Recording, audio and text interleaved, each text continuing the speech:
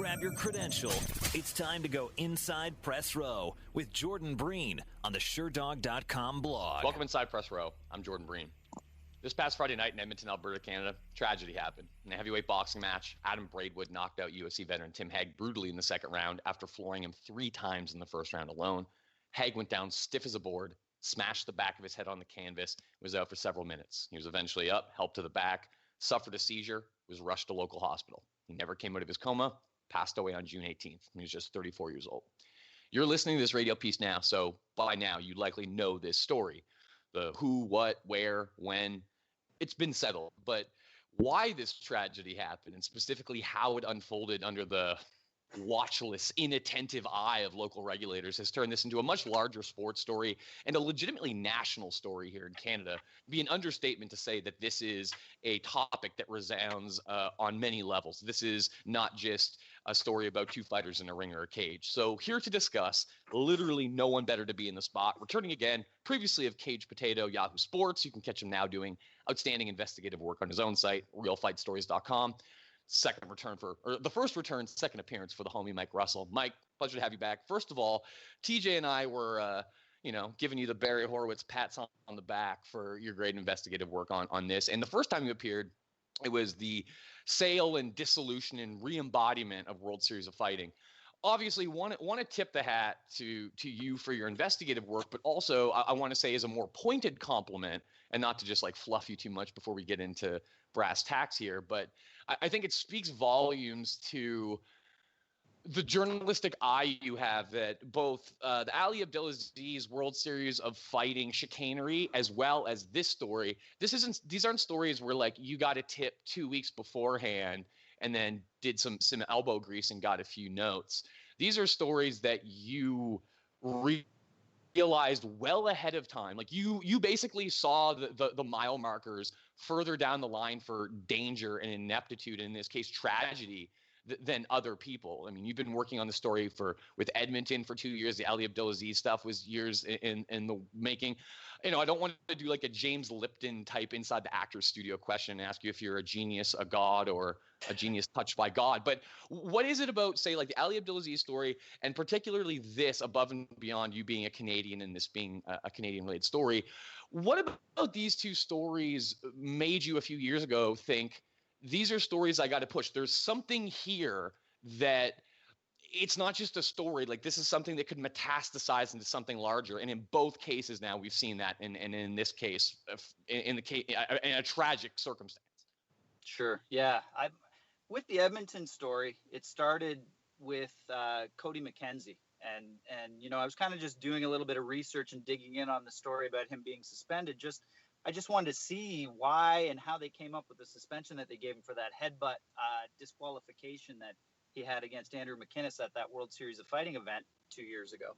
And I called Pat Reid, and I'll tell you, man, it was like an hour and a half of him talking about everything from, bashing the UFC and bashing, different promotions and all this stuff that I was like, first phone call with this guy, and he's talking about stuff that I'm like, he didn't know who I was. It was our very first time talking. So as he's telling me all this stuff, one of the things that stuck out was he told me that the very first thing that he did when he got the job, and I've talked to a lot of regulators over the years. I know you guys have as well. To me, the very first job of a regulator is to ensure the safety of a fighter or the safety of his fighters, and to ensure that there's never going to be a death under his watch. Well, I thought it was salary, benefits, and possibly pension. That was the flow chart. That's what this was. Like Pat Reid was actually brought in, and he was given this job, I think, through from my investigation, through cronyism, because he was the second choice for the job. And the commission. Let's say Pat Reid in his entirety for a second, because sure. There's no way. Like I want to be able to almost in like. The way you would in a movie, kind of, build up the villain with dramatic character sketching before we finally pull the curtain back and reveal the odious man, the sociopathic man behind all of this. First of all, that is clearly why, though. The man, the fulcrum of all this, the man at the nexus of this, it is very clear to see. This is something that I think typifies, and Mike, you can correct me if I'm wrong. when you get the word, it seems like there's two kinds of terrible situations for the most part with regulation, I would say, or maybe three. You get major commissions like Nevada or New Jersey or California would be the examples of this. You get major commissions that have lots of boxing, lots of MMA. They're the major player commissions. They're lobbying for big matches, be it boxing, MMA. But even if they screw up, look at Nevada this weekend. Bob Bennett's terrible handling of the Guillermo Rigondeaux fight, which leads to Jim Lampley basically screaming at him and calling him an idiot on premium cable television. So, like, that's, unfortunately the highest tier, but there's some level of visibility and accountability for these people. And then you have, like, the second layer of the I don't know, I guess, quiet states where it's like a good old boys network and people are happy to have whatever jobs they have, but you don't have like a high volume. And then you have the legitimate outposts where no matter what volume of MMA there is, they essentially serve as, fiefdoms for these random local officials. And it's not about MMA or boxing or anything except filling their coffers, finding ways to cut corners, finding ways to hold on to their salary. These would be people like Ken Hayashi, famously in Ontario, keeping MMA out of the province forever while clinging to an archaic and very, very subjectively interpretable Canadian criminal code. This would be, to a lesser extent, but when you know his personality profile, Greg Serb in Pennsylvania, a 5'2" maniac who routinely threatens fighters to their faces and will grab them by their lapels and legitimately assault fighters because he has a Napoleon complex. Somewhere in between, you get a place like Florida where it's a legitimate fight state, but you have in the past people like the Malloys that ran it like their own, personal thing. When you look at Edmonton or the complexion of regulation in Alberta, to me, it seems even more rife for this because for those who don't know, Alberta doesn't have a province-wide commission. Under provincial mandate, they're allowed to have smaller municipal commissions, which is why Calgary regulates Calgary, Edmonton, regulates Edmonton. Talk about the way that regulation happens in Alberta and maybe why it helps produce an insidious situation like this. Well, that's the problem lies in the fact that a lot of these different organizations and a lot of these different commissions are running on bylaws. So there's city bylaws.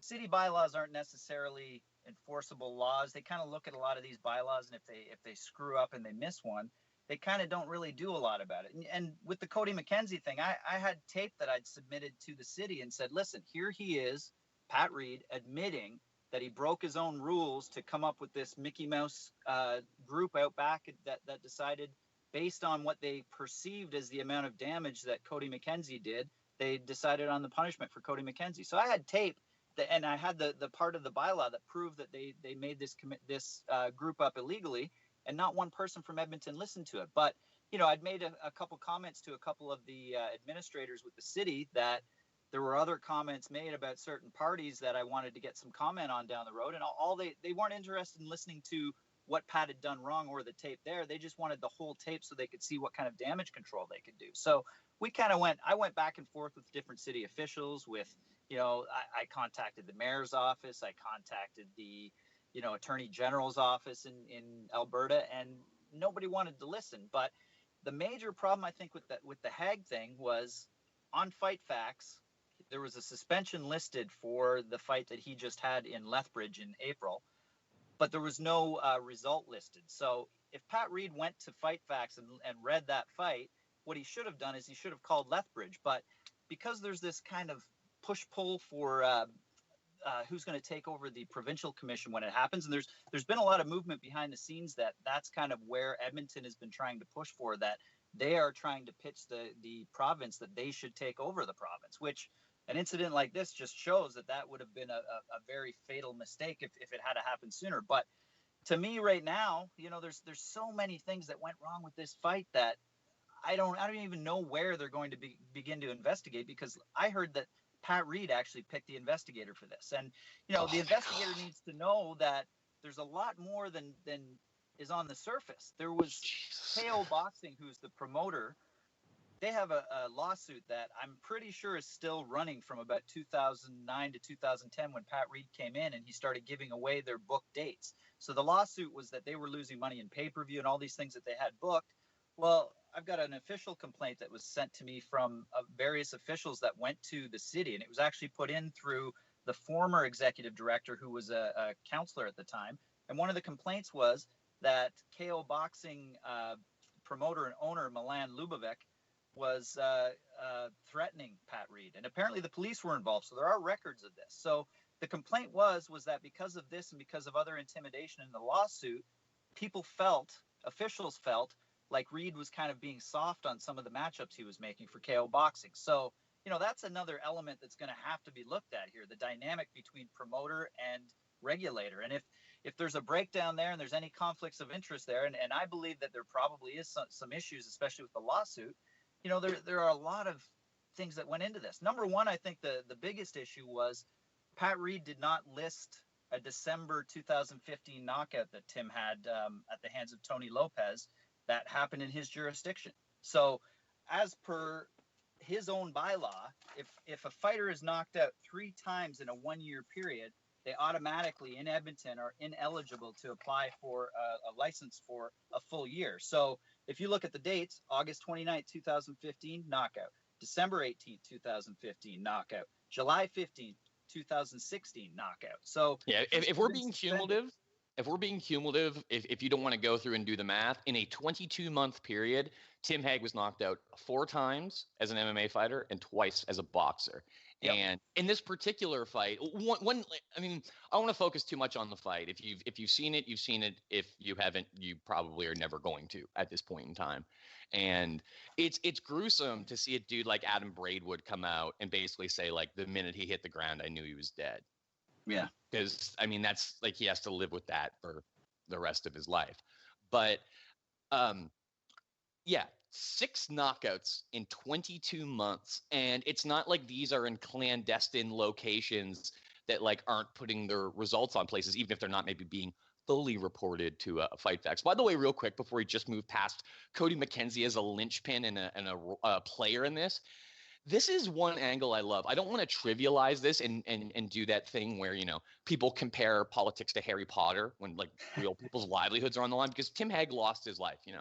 He was a man. He was a family man. He had people who relied on him. He was a UFC veteran. He was a kindergarten teacher. Like, this was a real living human being that, you and I both personally interacted with. So I don't want to minimize it and make it seem like it's some kind of movie plot. But when things like this happen, it strikes me how Coen Brothers-esque, how caper-like it is, because guys like Pat Reid clearly, like I said, they see these commissions as their own little fiefdoms, their own little slice of the world where they can, live high on the hog and milk the teat.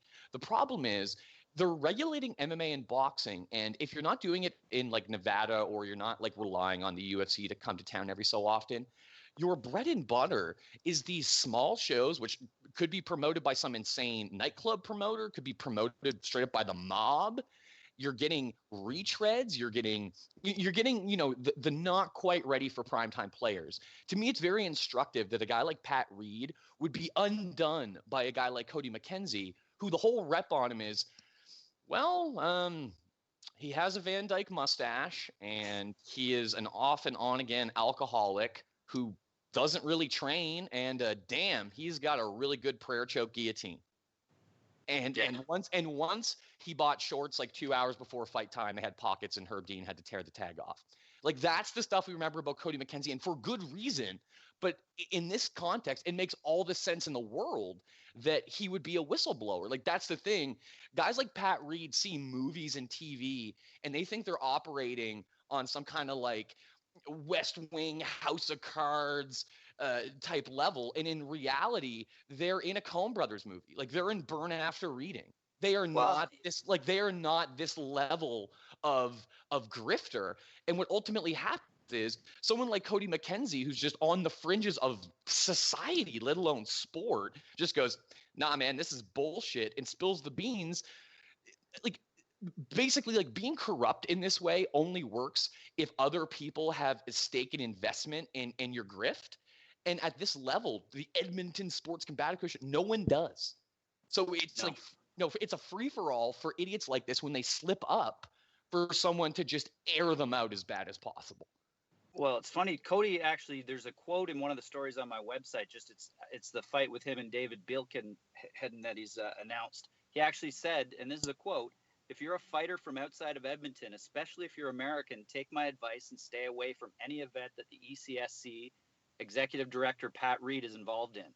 If he runs the Alberta Provincial Commission, MMA there is in big trouble." So, you know, you've been warned by Cody McKenzie 2 years ago that this was something that you should not fight on, and he was right. I'm sure you've seen this before doing research, but I want to read you the first paragraph of Pat Reid's very obviously self-written bio from the ECSC website. Are you aware of what I'm about to read to you, Mike? I am, and I've got some fact-checking to do for you. Born in Edmonton, Pat was raised in the Northwest Territories and in Ontario. Pat boxed as a youth and wrestled in high school in Elliott Lake. Pat has a Bachelor's of Science honors degree in kinesiology from the University of Waterloo. Go Warriors, where my aunt works. A master's degree in, of course, physical education and exercise physiology from the University of Western Ontario. And this is the best. And an incomplete PhD interrupted when he was headhunted to join the federal government Ministry of Sport Canada. Really? Yeah. I mean, if you need aggrandizing this guy is, just literally read the last sentence of his self-written bio on the ECSC website. Yeah. Well, and you know what? I did some fact checking early on. I have a copy of his resume, which, talking about the cronyism that goes on with him being hired, you know, there's a whole, it's all on my website again. I think I've kind of documented how he was handed the keys to the city, but on his resume, he had the mayor at the time, and he had who's now the city manager, who, you know, kind of explains when all these complaints have been put in by me, by other members of the commission, by all these different people, they were all ignored for years and years and years. And it's Pat basically talked his way into the job. And when they interviewed him originally, and the commission said, yes, we don't think he's qualified enough, and we think that it could be a disaster if we hire him, they didn't listen. And now, you know, hindsight, they probably should have listened, because, you know, when I talked to him just after the McKenzie fight, he gave me a foreshadowing quote as well. And he said, I asked him, because he kept talking, you know, blurbing about how he was so great at safety, and how he, you know, was, you know, championing all these causes of fighter safety and all this other stuff. I asked him, you know, he talks a lot about fighter safety. I asked him if it was based on concern for the athletes, or if it was because of his municipal liability. And his answer was, when I took this job 5 or 6 years ago, I went to our law branch and said, if somebody gets killed at an event that I'm in charge of, what are the lawyers going to look for to prove that I did my due diligence? They said the first thing is, were the officials qualified? That's why we go with McCarthy's certification, John McCarthy's command certification. If a guy took a weekend course, they said we'd be liable. So then they said they'd check to see what the matchmaker's intentions were for setting up this fight. Was it a striker versus grappler fight? Were these people properly matched? What were the real records, and so on? Your referees, your matchmaking, your cage, your ring, were they all safe? And could somebody hit their head off of any of the exposed pieces of metal? The other thing was... I don't want to cut you off, Mike, but Yeah. Because you brought it up, we got to talk about the referee. Sure. You know, I don't know when else to get Len Koivisto into this, but we need to mention Len Koivisto, because this guy referees all over the province. Boxing, MMA, kickboxing. He's everywhere, causing havoc and problems. And if you're an MMA fan, you probably best know him as the guy who stood there while Sheila Bird strangled Kim Couture halfway to death. And probably outside of a show taking place in a barn or in like an underground chicken coop in Malaysia, probably the longest choke I've ever seen held. And just... even knowing the outcome and knowing that Kim Couture lived, watching the video for the first time, I had like cold sweats, like this woman's going to die. So that's Len Koivisto. And in the first round of Braidwood Hague, Tim Hague was dropped 3 times. This should have been over almost immediately. If we're going to talk cronyism, the referees that cycle through Alberta are John Brack, also terrible. Their arrests and judges are atrocious for boxing and MMA, dangerously so. And again, another level of cronyism. This is like a good example in Edmonton of how cronyism trickles down to every level. Absolutely. And you know what? There was an official complaint by boxing judges and by boxing referees that was put into the city again. So there was was put in by the physicians that felt that there were things that were being done that were not in the best interest and the safety of the fighters. There was another complaint that was put in, and I've got copies of these complaints I'll send you guys later. One of the complaints was put in by the officials, boxing officials, saying that they were not following a lot of rules. And this was not the first time that Pat Reid ignored Fight Facts' information or didn't do his due diligence. There was a fight, I think it was in, let me see here. Etienne Whitaker in January 2010. He was knocked out in 39 seconds at an ECSC sanctioned bout by Adam Trupish. Whitaker, who was inactive for 2 years prior to that, he was knocked out in his previous 2 bouts before that, and he was under medical suspension in Pennsylvania.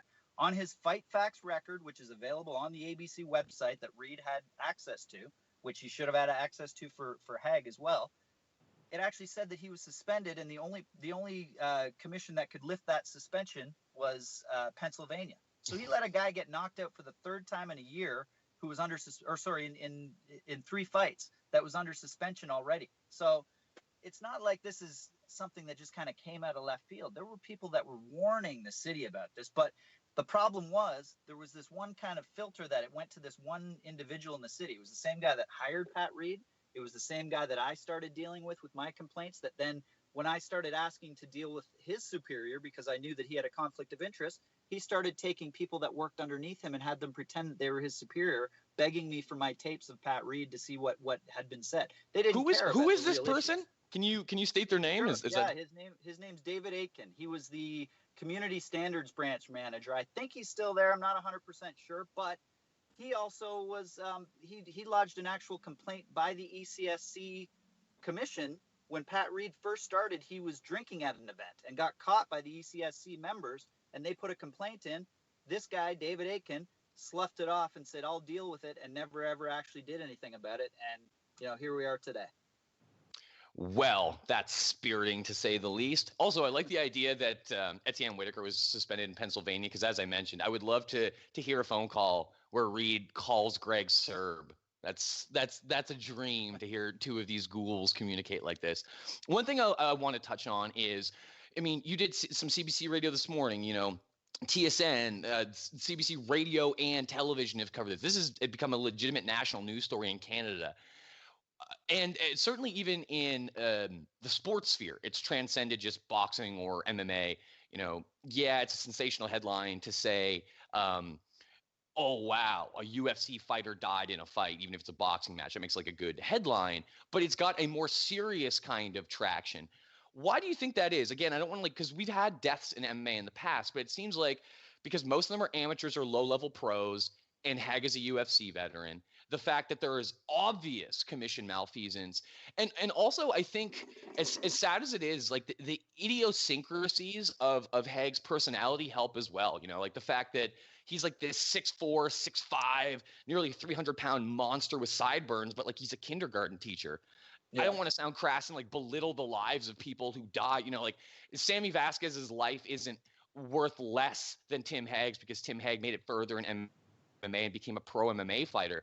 But it seems like there's a lot of little things that make this story click and have made it much larger, above and beyond just how obvious it is that Edmonton screwed up and allowed this man to die. Sure. Yeah. And my background's in PR, and I look at all the different aspects of what makes a story. So as a mainstream evergreen story, the fact that, you brought it up, he's a father. He actually teaches grade 4 now. He just got a contract. He'd been teaching grade 4 for the last few months. And, he was a former UFC fighter. Now, the part about that bothers me, and the part that I've noticed a lot of naysayers, we've been defending this sport for years and talking about how safe it is compared to, say, other sports that are contact sports, NFL. It's hard to defend it when people are trying to make this about the UFC, and they're trying to say that, he took all this damage in the UFC. There are a lot of people that are blaming this on MMA, and it's hard to defend when you look at the fact that, he did probably take a lot of damage in MMA because he was fighting fights like this one in Lethbridge that was they called it super boxing. It was a they couldn't go to the ground. They were wearing MMA gloves, and it was a kickboxing match basically. So, you've got all these different situations where Tim actually retired after that bout. He had a tearful speech afterwards and said, I can't put my grade 4 students through this anymore. I'm done. And then, this fight comes up. The problem that I find is I'm reading stories in different newspapers and such from people that are his friends. They've known him for years. And they're talking about how they noticed that something was wrong with his brain, and we thought he had CTE. Well, when you saw the Facebook posts that he'd taken this fight, why didn't you try to talk him out of it? Why was there nobody? And the other problem is Tim didn't have a manager, so Tim was kind of repping himself. So he had nobody that could say, listen, I think this is probably in your best interest. Fighters are fighters, no matter what. Even if he had a job that was paying all of his bills and it was a reputable, he's a teacher. A fighter is a fighter. They don't, you know what I mean? It's not a feather in their cap to say I've got this job. It's going in and being the toughest guy in the room or in the cage or in the world is kind of what the fighter mentality is about. So, it's one of those things. They say that you can't teach an old dog new tricks. And you heard what Braidwood was saying that, he knew that he had to finish the fight because he knew Tim was done. And, saying that Tim wouldn't have had it any other way. And all of us, what did he say? Something about us reporters act like we're in a country club mentality of, judgment and everything else. Well, no, we're actually, I don't know why you're in the sport. I don't know why other people are in the sport covering the sport, but I got into it as a fan. And then I quickly started developing as a fan who was really concerned about the treatment of fighters, which is kind of, what my body of work has been about. Like I've mentioned, I haven't made any money off of this from what I've done for Edmonton for the last couple of years. And you know what? I've gotten a lot of commendations from all the people in Edmonton that have been fighting this. So I was kind of championing their cause for them for a long time. And you know what? When Edmonton stopped listening and when Edmonton was refusing to listen to it all, I was like, well, what more can I do? And you know what? I feel some guilt of why didn't I do more? Why didn't I go above and beyond this? Why didn't I, write a paper on it and send it to the government? It's one of those things, man. It's gonna bother me that I predicted that this might happen, and it happened. And Tim was a guy, like you said, I've talked to him. I did his first UFC.com bio piece for him when I was writing for UFC.com back in the day. We talked about his childhood, and, it really puts a real personal face on things when you hear about how, he was one of the only guys that got off the farm back in Boyle, Alberta. And, he used to have rock picking up competitions with his brothers, and that's what gave him his strength. And, he's a human being. And as much as people are saying, well, this is a tragedy, we lost a human being that didn't need to lose his life. And that's the part to me that doesn't sit right with me. And there is, going back to the Facebook thing, there is so many warning signs when you look at where we're at with CTE and prize fighting, because the comparison I draw, there's lots of journeymen and stuff like that you can compare him to in this sense. But I think the greatest one, maybe one of the greatest journeymen and gatekeepers ever, emblematic of this, it's Gary Goodridge. Not only is he at the forefront of CTE, but when you look at the progression of his career and really what exacerbated this, it's when he starts taking all these K1 fights on like 2 seconds notice, because he's this reliable, like he becomes known as this hard-hitting journeyman that will come in on short notice and just throw him no matter what. And so he's fighting MMA and boxing against a more skilled, younger, healthier, and in the K1 case, infinitely more technically apt environment. And he's taking more and more fights at an advanced age. And you just see how rapidly it declines. When you see MMA fighters, it's one thing if it's a guy who goes, I'm going to take some boxing matches. And he's 24 years old. When you see a guy that's had a career already, and he starts doing boxing and kickboxing, he's fighting every 2 months and losing consistently, that's the moment where you have to go, okay, something is wrong here, and we're going down a path that, like I recognize the signs. Speaking of those signs, we were talking about the various liabilities involved here, and I cut you off to talk about Len Koivisto because I wanted to make sure we talked about a guy who's focal point in this for his terrible refereeing, and point out that he's an equal opportunist crony in terms of bad boxing and MMA officiating. But in terms of the rest of the liability, how do you slice up the pie here? Well, you talk about Len Koivisto. Had Pat Reid, he kind of has not really had a good relationship with anybody in Alberta. Had he had a good relationship, he could have talked to Calgary, who would have told him that Len Koivisto, after the Sheila Bird incident and one or two other incidents where guys were allowed to take way too much damage and trauma in fights, and he's a boxing ref, he should recognize trauma.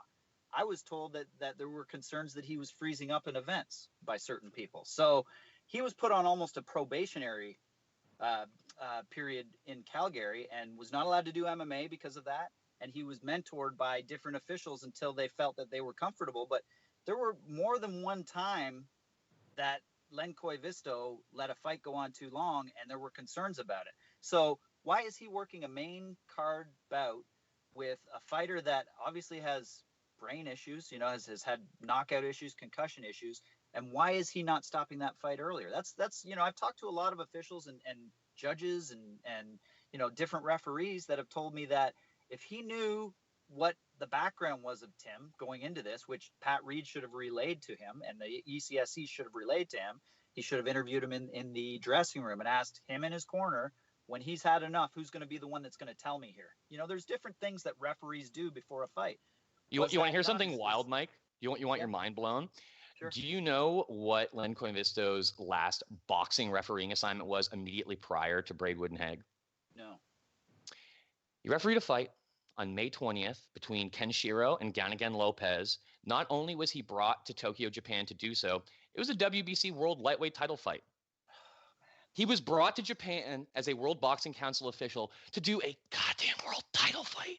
Well, it's interesting, the WBC connection. I've kind of been digging in on that too, because I've heard some affiliation things about Koivisto, about how he was brought to other WBC events and was brought in as a special guest referee, I think, to Mexico for one event.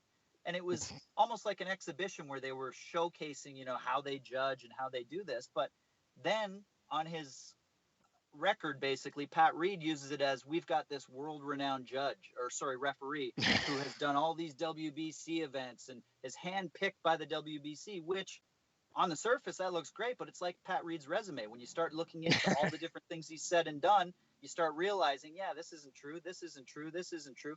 I even found gaps in his resume where I found articles online where he was working completely somewhere else, where he was saying that he was working for Sport Canada. So, it's one of those things that just, if it stinks, there's usually something wrong with it, with these stories. Like same with the Ali Abdelaziz story. I started digging in, and the more I started digging in, I started getting random people contacting me saying, I love what you're doing. Keep it up. Here's info from me. So it wasn't just me that was doing this investigation. There were a lot of people in Edmonton that were providing me with documents and information that I'm going to post in my story that's going to come out later on this week. There's a lot to be answered to. So the way that my story is going to be, it's going to basically be how I would do an investigation and all the different facts that need to be looked at when this investigation's done. And, like we're hearing, Pat Reid picked this investigator. So are they just going to be looking at the fight itself and see what went wrong? Or are they going to start pulling back the microscope a little bit and looking at all the different moving parts and how they are intertwined with what happened? So we have a third-party investigation happening. Perhaps knowing Pat Reid's past, this is something that should have been enacted immediately, knowing how critical, the first 2 to 3 days, 48 to 72 hours of investigation are. But what do you think ultimately, knowing that the investigator for now, until hopefully there's some kind of recusal or change-up, knowing the investigator is one that Reid picked himself, what do you expect to come out of this? And if it is cronyism, is there a blowback against it? You clearly have a penchant for seeing what's down the line. What do you think is the outcome or end game here? Yeah, well, the way that I'm looking at it is, if he picked somebody, he didn't pick anybody that's going to put his feet to the fire. So anything that we're looking at kind of right now, in that interview that we did 2 years ago, he told me that there were no protests allowed when it came to a decision made by any of his officials, because he always backs his officials and he's always going to side with his officials. Well, that's great. I'm hearing that there's some infighting going on now where he's starting to put the blame on certain people. It'll be interesting to see if he actually backs his words, but I think it's going to be a case of finger pointing. And I think it's going to be a case, if the investigation is just this person that's doing it and not the city, not the ombudsman of Alberta, if it's not somebody that's actually got an official title, I think that the city needs to do something about it. I'm actually in contact with the city official that did the announcement or made the announcement that they are doing the investigation. So I'm gonna reach out to him today and make sure that he has all the info that I have. I mean, the great piece of this is like we said, because of so many factors in the story that we mentioned, this has become a national story, at least in Canada, because of like the work you've done and how it's inspired work on like a grander national mainstream level. this is a story where it's not like the Kim Couture choke thing or any other screw ups in Edmonton. If they have a third-party investigation that clears Edmonton of any wrongdoing, there's Combat Sports Commission, it's easier for you or someone else to go back and go, look, this investigator was appointed by this guy. This is bullshit. And it's another round of this. It's easier to keep the pressure on and keep the heat on. So to that point, what do you make of the, like, it astounds, like to me, it's a real, I don't want to say that Pat Reid's going down. I would hope so, and hope that there's a brighter day coming for a regulatory future in Alberta and Edmonton. But it strikes me as a product of the man and how easily he's gotten away with this bullshit in the past, that this is so much more severe than him just like drinking at an MMA or boxing event and being, thinking he's boss hog. And yet it seems like his reaction to this is still to act like it's just going to blow over. It's like, dude, you're in the national media for this. Your name is out there. Politicians in your city who had no idea who the hell you were now know that you're someone that essentially let a man die on your watch. What do you, like, not that you're surprised, because like you said, we're not painting a flattering picture of this man for a reason, but does it strike you that it like this guy doesn't seem to realize that this is not business as usual when it comes to trying to get out of a sticky situation? This is infinitely stickier, nastier, because you did something much more heinous. This guy is still responding as though it's like a Cody McKenzie headbutt beef, and we're talking about a man being dead. Well, if you read his statement and you went through it all, it's like, it was totally, you could tell where it was coming from. It was a PR thing. And it was, he said, we're going to talk to all the ringside officials. We're going to talk to the paymaster. We're going to talk. Well, guess what? We don't really need to go much further than talk to the person who set the fight in the first place against the bylaws of Edmonton. People are talking about liability and about how you sign this clause, this waiver when you fight for Edmonton. Well, yeah, you sign that waiver thinking that they're following the rules of the city that were set to put you in a safer place.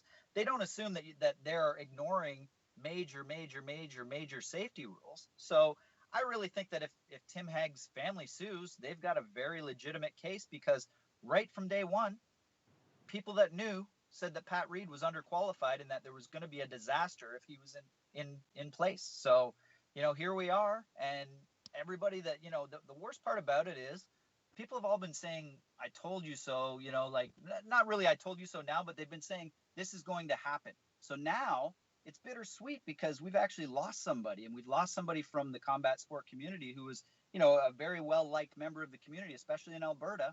And Pat Reid, who was his home executive director, who had all of the records on him, who deals with the commission doctor that actually probably approved him for this fight, because that's who a lot of these Edmonton fighters go to for their pre-fight medicals and all of their clearance and everything else. They go to the same doctor. So there are a lot of questions here to ask. And worst part is this isn't the first time that Pat Reid has taken a fighter from Alberta and put them at risk. You look at Ryan Jimmo. He let Sokaju take his gloves back to his hotel to stretch them out and cut pieces out of them so they fit better for the next day. And he brought them the next day and fought with them, even though it says right in the bylaws, all gloves are to be signed and bagged and taken into possession by the ECSC for the 24 hours before the fight. And Sokaju's gloves, for reference, for those who haven't seen, were clearly doctored.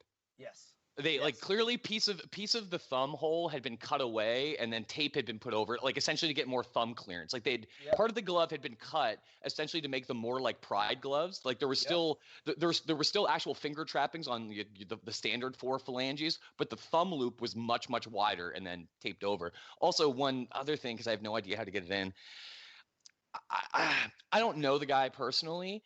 And he may be a great dude, he may be a terrible dude, but some part of my heart and psyche aches for Adam Braidwood. Most athletes, you're the first, never mind it's the CFL, you're the first overall pick in any football league's draft. And everyone tells you you're going to be the greatest. You flame out as a football player. Hey, I'll be an MMA fighter. Think about this. He's had one MMA fight. Who did he fight? And who did he beat in their respective debuts? Ryan Jimmo, dead in a tragedy.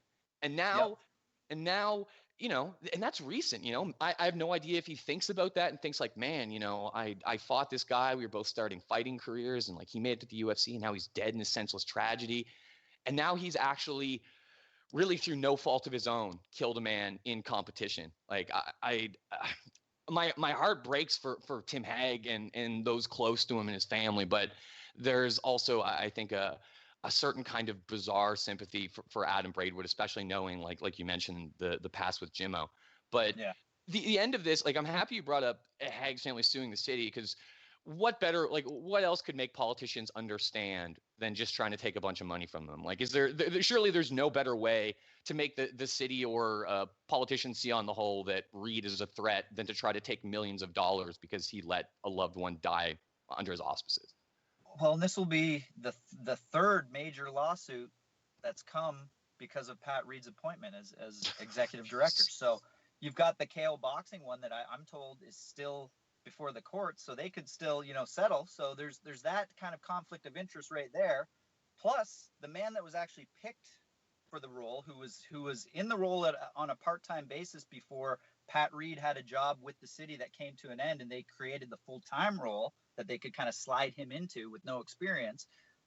The person that was in the role got wind that they were hiring for the position and applied, and the commission picked him, and then they gave the role to Pat Reid anyway. So the person that won the job, he actually was hired by the city as Pat Reid's support because he was actually doing the job, and he was let go illegally basically as a result of the drinking complaint against Pat Reid. So he was one of the ones putting the complaint forward, and then mysteriously was just bumped away from the commission. So he won a major lawsuit last year. So it's undisclosed how much, but it's got to be a lot if he had, went through court for 4 or 5 years with it. So, the city has to look at liability, and they have to look at what he has cost them as far as, in every aspect of what he's cost them.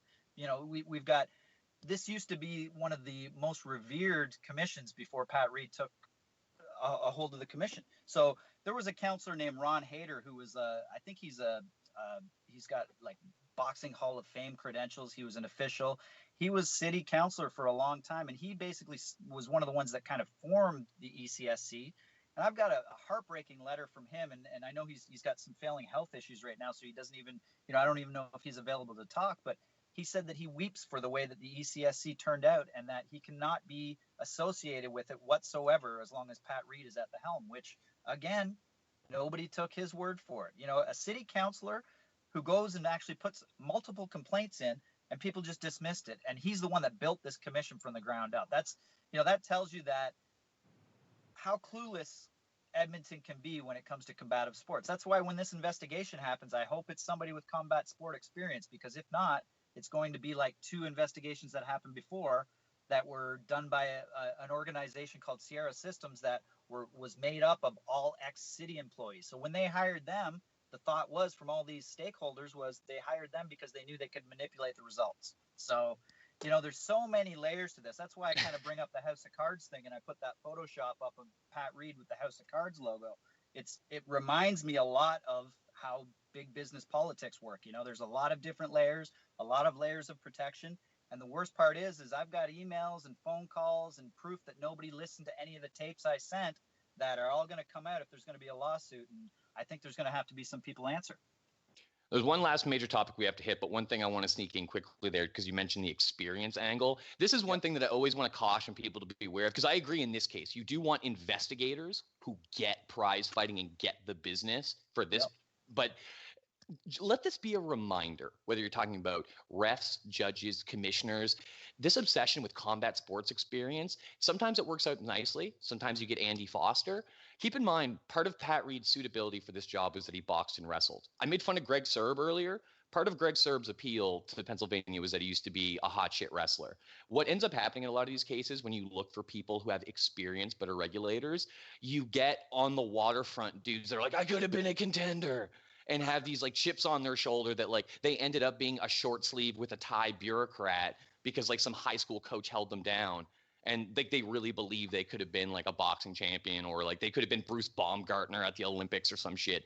And it's just them like even more profoundly living out this bizarre fantasy. But the topic we need to hit last, there's no good time for a death and a tragedy. But the timing of this is notable because we're 2.5 weeks away from UFC 216 in Edmonton. Oilers Entertainment Group fought tooth and nail on this. The UFC wanted to go back to Alberta. Naturally, Calgary's still waiting for their makeup card for 149. Edmonton hasn't had a Zuffa card since WC 49 at the old Rexall place. And 49, even though it ended with the Jamie Varner, Kamal Shallarus groin smashing debacle, was an amazing all-time underrated card, I think. But man, Edmonton Oilers Entertainment Group lobbied hard on this. They negotiated for months. The UFC wanted to go. They pitched to the UFC. The UFC said, all right. The UFC basically intended to bring them a fight night, and they said, no, nope. Our hockey team is good again. People are excited about this city. We have a new beautiful building. You're bringing us a Fox card with a title fight, or you're bringing us a pay-per-view. We are not accepting dog shit.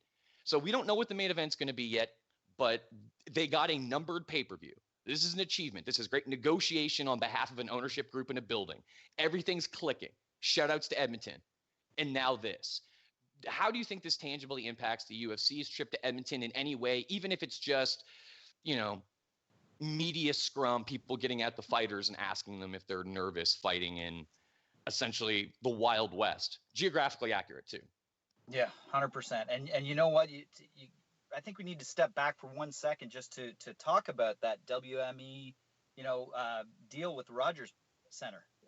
The problem was, I think, is that for years, the UFC had no intention of coming back to Edmonton because Pat Reid, when they did the WEC show here, they had a lot of issues. One of the major issues was that the doctors weren't going in the ring afterwards. When guys were knocked out or injured, or even after a fight, they weren't going in the ring. And that was a very, very violent card as well. Like, for instance, go watch Will Campazano, Eddie Wineland. Holy shit. Yeah. And that was a problem. So I know people that were there that said they heard Mark Ratner yelling at Pat Reid, like, what the hell's going on? Why are your physicians not going in? Pat Reid's response was, well, they're doctors. I figured they'd know. And they're like, well, did you tell them they need to go in the cage? No. Problem was, they usually use 1 or 2 ringside doctors, and the UFC has I think you need 5, or there's a certain amount of doctors they require as per their rules. So they had to hire people outside of the purview of mixed martial arts and combat sports that had never, ever done a combat sport event before. So these people were just there because they had a diploma, basically, and they had no experience.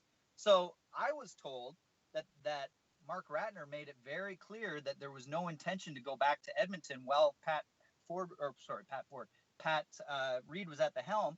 Well, the issue is WME last year went in and negotiated with the Rogers Center that they were going to bring in a bull riding organization that they were managing. So part of that, I think, was we'd sweeten the pot and bring you a UFC event. I'm not saying it's 100%, but it seems pretty odd that all of a sudden WME's in negotiating and the UFC under Zuffa had no intention of coming to Edmonton.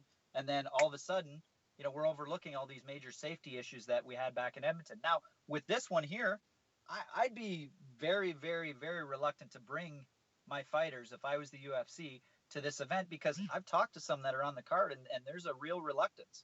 People are very nervous about fighting in Edmonton. As well they should be. I mean, but how far does that go? Like for a fighter, people try to stand up in Nevada after some of their mishandlings. Go, well, I'm never going to fight in Nevada. I'm never going to fight in Las Vegas like Henry Cejudo and these guys. And obviously, that's ridiculous with Nevada. It's easier to try to dodge a place like Edmonton. But how many fighters are really going to put up a fuss here? Well, and how are they going to, right? What are they going to do? Say, no, we're not going to fight there? But that's the thing, too, is there's another dynamic is that Edmonton, for a lot of years, were profitable. And they were putting money into their coffers for the commission. It was self-sustaining. Well, under Reid's guidance, because he takes so many trips and has so many expenses for everything that he's been doing, they've been losing money. So they're on a cost recovery basis right now. So they are trying everything they can do to bring more events in because the events have slowed. And a lot of the money they're bringing in is from pro wrestling because they have no other real events coming. So they don't want to lose this UFC event because that was kind of the golden ring that he promised when he was hired. He was like, I'm going to bring the UFC here. He was going and meeting with the UFC his first month in office as an ECSC leader. And he was going down there and shaking palms with Dana White, taking pictures with them. It was like he was telling everybody he was going to get it done. And then all of a sudden, WEC happens and it's disastrous as far as safety and regulation goes. And they have no intention of coming back. And now they're coming back. So I'm wondering who is going to be the one that's going to be looking after things. I offered if anybody wants me to go and keep an eye on things, open invitation to the UFC. You want to bring me in to watch the commission? I'll do it. It's just a short flight away for me. And guess what? Somebody's got to do it. And I'm hoping that Mark Ratner has a lot of eyes around that event if it still goes on. If nothing else, Mike, you would have the perfect resume since there's no one in this game. I mean, in all honesty, when it comes to watching the Watchmen, you and Zach Arnold been holding it down for years in a way that absolutely no one else has. Mike Russell, possibly for my money, most underrated journalist in MMA, investigative superstar here. If you're in a car in Canada the next few days doing some radio, flick between CBC Radio, TSN Radio, just in case this man makes an appearance to talk about the Tim Hague tragedy. Get on this man's website, especially knowing that this fuller investigative story is coming later this week, RealFightStories.com, and an essential follow on Twitter at Mike Russell MMA. Nudge, elbow, punch, kick, step on somebody's laptop. Whatever you have to do to get a seat in press row. Wednesdays on the Sherdog.com blog.